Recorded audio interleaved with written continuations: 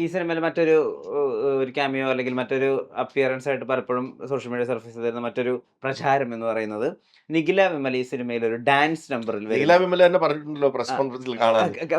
അത് വളരെ ഗ്ലാമറസ് ആയിട്ട് അവരെ ഷൂട്ട് ചെയ്യാൻ വേണ്ടി പോകുന്നു ആണോ? എന്നൊക്കെയാണ് പറയപ്പെടുന്നത്. എന്തായിരിക്കും? കാരണം നിഖിലയും നമ്മൾ അങ്ങനെ കണ്ടിട്ടില്ലല്ലോ. അങ്ങനെ ഒരു അറ്റംപ്റ്റ് നടത്തി നോക്കുന്നുണ്ടോ?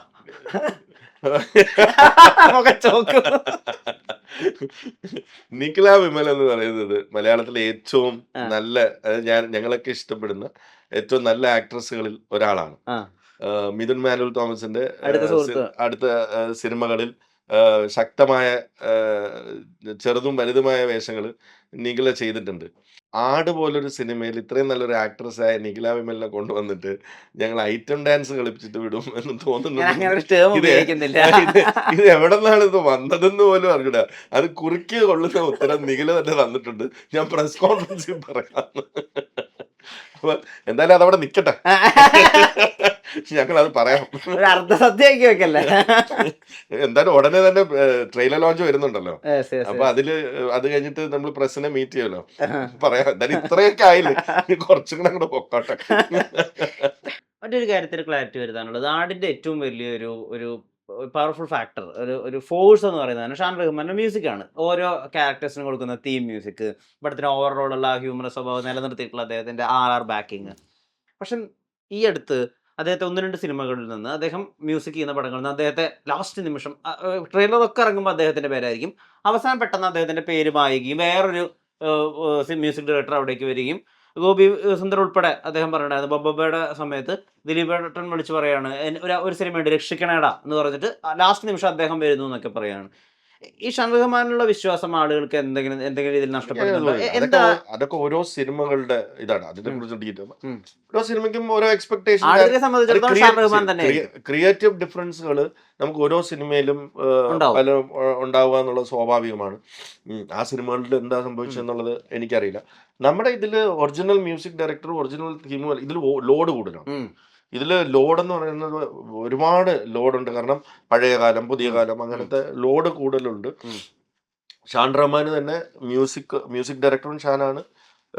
ഈ പഴയ തീം ആണെങ്കിൽ ഇതെല്ലാം റീഡു ആണ്, പുതിയ ഇൻസ്ട്രുമെന്റേഷൻ, പുതിയ അത് ബിജിഎത്തിന്റെ ഭാഗമാണ്. സോ ലോഡ് കൂടുതലാണ്. അപ്പം നമ്മൾ ഒറിജിനൽ ബാക്ക്ഗ്രൗണ്ട് സ്കോർ എന്ന് പറയുന്ന ഈ ഫ്രഷ് ആയിട്ട് വരുന്ന ബാക്ക്ഗ്രൗണ്ട് സ്കോർ ഉണ്ട്, അത് ഡോൺ വിൻസെന്റ് ആണ് ചെയ്യുന്നത്. രണ്ടും പാരലലി ആണ് വർക്ക് നടക്കുന്നത്. ഇവർ രണ്ടും കൂടെ മെർജ് ആക്കുകയാണ് രണ്ടുപേരും. അപ്പം രണ്ടുപേരും കൂടെ കൊളാബറേറ്റ് ചെയ്താണ്, ഫുൾ ടീമായിട്ടാണ് വർക്ക് ചെയ്യുന്നത്. കാരണം ഇതിന്റെ ഒരു ലോഡ് നമ്മൾ വിചാരിക്കുന്നത് ഇത് വലുതാണ്. അപ്പം പാസ്റ്റിലും നമുക്ക് കുറെ മ്യൂസിക് തീമായിട്ട് വരുന്നുണ്ട്, പ്രസന്റിൽ വരുന്നുണ്ട്, മ്യൂസിക് വരുന്നുണ്ട്, സോങ് വരുന്നുണ്ട്. അപ്പൊ അത് നമ്മുടെ ടൈം ലൈൻസ് വെച്ചിട്ട് അത് ചിലപ്പം വർക്ക് ആയേക്കില്ല എന്ന് നമുക്ക് തോന്നിയതുകൊണ്ട് അങ്ങനെ ഒരു ഒറിജിനൽ ബാക്ക്ഗ്രൗണ്ട് ആദ്യമായിട്ടായിരിക്കും ആടിന്റെ ഫ്രാഞ്ചൈസിൽ രണ്ടുപേരും. അല്ല, music director and original theme Shaan തന്നെയാണ്. മ്യൂസിക് ഡയറക്ടറിന്റെ ഒറിജിനൽ തീം സോങ്സും എല്ലാം ഷാൻ്റെ തന്നെയാണ്. ഈ അല്ല ബാക്ക്ഗ്രൗണ്ട് ഇപ്പൊ നമ്മൾ നോക്കുകയാണെന്നുണ്ടെങ്കിൽ അത് മിഥുനായിരിക്കും അതിന്റെ കറക്റ്റായിട്ട് എന്റെ ഇത് പറയാനായിട്ട്. when you interview Midhun, you can ask him. But രണ്ടും കൊളാബറേറ്റ് ചെയ്താണ് നമ്മൾ വർക്ക് ചെയ്യുന്നത്. If you look at the designation also, you can see music director and original themes belongs to Shan, and he's doing that. And background score comes with Don Vincent. പ്രതികരണങ്ങൾ ഉണ്ടായിരുന്നു ലോകയുടെ ക്രെഡിറ്റുമായി ബന്ധപ്പെട്ടിട്ട്. ലോകയുടെ credit അതിന്റെ ടീമിന് മാത്രം അവകാശപ്പെട്ടതാണ്, അതിന് അവസരം ഒരുക്കി കൊടുത്തു എന്ന് പറഞ്ഞിട്ട് ക്രെഡിറ്റ് എടുക്കുന്നത് ശരിയായ കാര്യമേ അല്ല. അങ്ങനത്തെ ഒരു സിസ്റ്റം ഞാൻ പറഞ്ഞില്ല. ഞാൻ അതിനകത്ത് കൃത്യമായിട്ട് എഴുതിയിട്ടുള്ളതെന്ന് പറഞ്ഞാൽ വിമൻ സെൻട്രിക് സിനിമകൾ എന്നും മലയാളത്തിൽ ഉണ്ടായിട്ടുണ്ട്, വൈശാലി സംഭവിച്ചിട്ടുണ്ട് എന്നും. ഞാൻ തന്നെ ജൂൺ എന്ന് പറഞ്ഞ സിനിമ ചെയ്തിട്ടുണ്ട്. അതിന് ഒരു ഗ്രൂപ്പ് വന്നിട്ട് ഞങ്ങളാണ്, ഏത് രീതിയിൽ പറഞ്ഞാൽ അതിന് നമുക്ക് കീറി മുറിച്ച് അതിനെ വ്യാഖ്യാനിപ്പിക്കാം. ആ സ്പേസ് അല്ല ഉദ്ദേശിച്ചത്, ഈ സ്പേസ് ആണ് ഉദ്ദേശിച്ചത്, ഇങ്ങനെ ആ ഒരു ചർച്ച, അങ്ങനെ ഒന്നുമല്ല. ലെറ്റ് us നോട്ട് അത് വളരെ ശക്തമായ സ്ത്രീ കഥാപാത്രങ്ങളുള്ള സിനിമകളും സ്ത്രീ സെൻട്രൽ ക്യാരക്ടറായിട്ടുള്ള സിനിമകളും ഇവിടെ കാലാകാലങ്ങളോളം നടന്നുകൊണ്ടിരിക്കുന്നുണ്ട്. ബിഗ് ബഡ്ജറ്റ് സിനിമകൾ ആ ഓരോ കാലത്തിനും അനുയോജ്യമായ ബിഗ് ബഡ്ജറ്റ് സിനിമകൾ. ഹൗ ഓൾഡ് ആർ യു എന്ന് പറഞ്ഞ സിനിമ ഇറങ്ങുമ്പോൾ ആ കാലത്ത് നല്ല ബഡ്ജറ്റുള്ള സിനിമയാണത് അല്ലേ? അപ്പം കാലം മാറുമ്പോൾ ഇപ്പോൾ വേഫയർ പോലൊരു പ്രൊഡക്ഷൻ ഹൗസിന് അതെടുക്കാനുള്ള ധൈര്യം വരുന്നു അല്ലേ? ആ ധൈര്യം എന്ന് പറയുന്നത് അതൊരു ഫ്രാഞ്ചൈസി മോഡലിലേക്ക് ക്രിയേറ്റ് ചെയ്യും. അതിൽ ദുൽഖർ സൽമാൻ എന്ന സൂപ്പർ സ്റ്റാർ ഇൻവോൾവ് ആവുകയും അതിൽ ടൊവിനോ തോമസ് എന്ന് പറഞ്ഞ യങ് സൂപ്പർ സ്റ്റാർ ഇൻവോൾവ് ആവുകയും അതിനെ ഒരു യൂണിവേഴ്സ് ആയിട്ട് ക്രിയേറ്റ് ചെയ്തിട്ട് അതിലെ ഫസ്റ്റ് ചാപ്റ്റർ ചന്ദ്ര എന്ന് പറഞ്ഞു വരുന്നു അല്ലേ? അപ്പം അങ്ങനെ പ്ലേസ് ചെയ്ത് അത് മാർക്കറ്റ് ചെയ്ത് അതിൻ്റെ അതിൻ്റെ വിജയം എന്ന് പറയുന്നത് വേഫെയർ ടീമിനും ദുൽഖർ സൽമാൻ അത് സെലക്ട് ചെയ്ത ദുൽഖറിനും അതിന് ട്രസ്റ്റ് ചെയ്ത വേഫെയർ ടീമിനും അതിൻ്റെ ഡയറക്ടറായ അരുൺ ഡൊമിനിക്കിനും മാത്രമുള്ളതാണ്.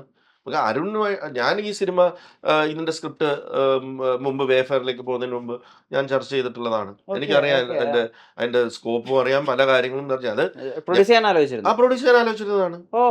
പ്രൊഡ്യൂസ് ചെയ്യാൻ ആലോചിച്ചിരുന്നത്. പക്ഷേ അന്ന് ഞങ്ങൾ തമ്മിലുണ്ടായ പല ചർച്ചകൾ, ക്രിയേറ്റീവ് ചർച്ചകളുണ്ടായിരുന്നു. പക്ഷേ ഐ ബിലീവ് ദാറ്റ് അത് ദുൽഖറിന്റെ ടീം ഏറ്റെടുത്തുകൊണ്ടാണ് ലോക ഇങ്ങനെ ആവുന്നത്. ഞാൻ ഏറ്റെടുക്കുമ്പോൾ ഐ ഹാവ് ടു ഈ ക്യാമിയോസ് അല്ലെങ്കിൽ എക്സ്റ്റൻഡഡ് ക്യാമിയോസ് നെക്സ്റ്റ് യൂണിവേഴ്സിലേക്ക് വരുന്ന ക്യാരക്ടേഴ്സിന് വേണ്ടി I have to go and convince these people. So അത് എന്ത് ഈസി ആവുകയാണ്, ദുൽഖറിനെ പോലുള്ള സ്റ്റാർ അത് കൺവിൻസ് ആയതുകൊണ്ട് പ്രോജക്ട് ഇസ് ഡൺ.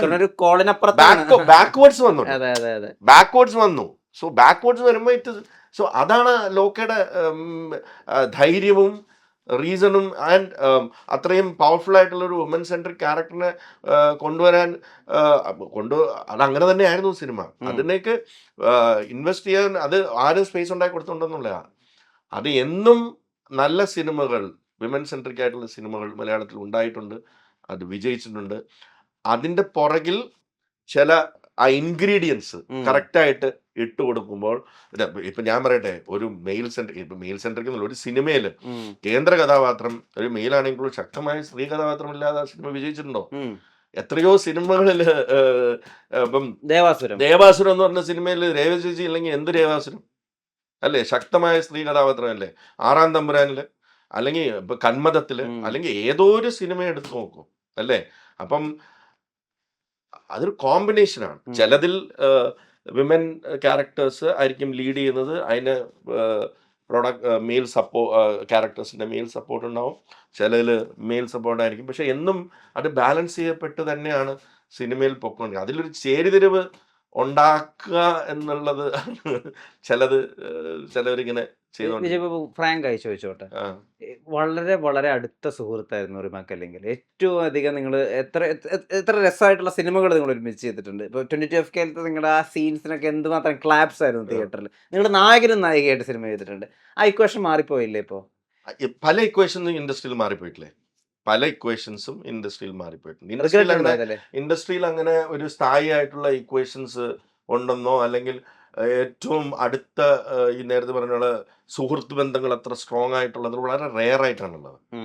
വളരെ റെയർ ആയിട്ടാണ് അങ്ങനെ സുഹൃത്ത് ബന്ധങ്ങൾ ഉള്ളത്. കാലത്തിനനുസരിച്ച് അത് മാറിക്കൊണ്ടിരിക്കും. ഒരു one Friday can change a lot of relationships also. No regrets. I have no regrets in my life. Very happy. ഇനിയും ഇതേപോലെ തന്നെ വീണ്ടും നമുക്കിഷ്ടമുള്ള സിനിമകൾ ചെയ്തുകൊണ്ടേയിരിക്കും.